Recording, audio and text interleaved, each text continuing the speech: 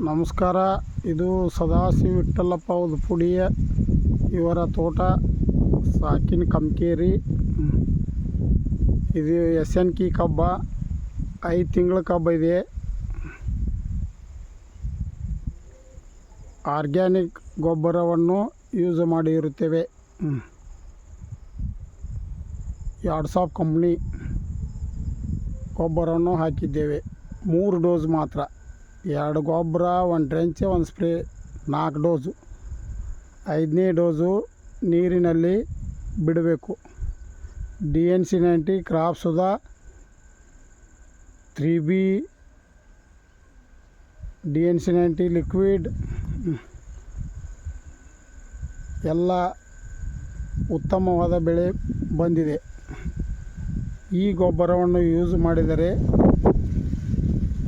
ಕಬ್ಬಿಗೆ ಮತ್ತು ಭೂಮಿಗೆ ಫಲವತ್ತತೆ ಜಾಸ್ತಿ ಮಾಡುತ್ತದೆ.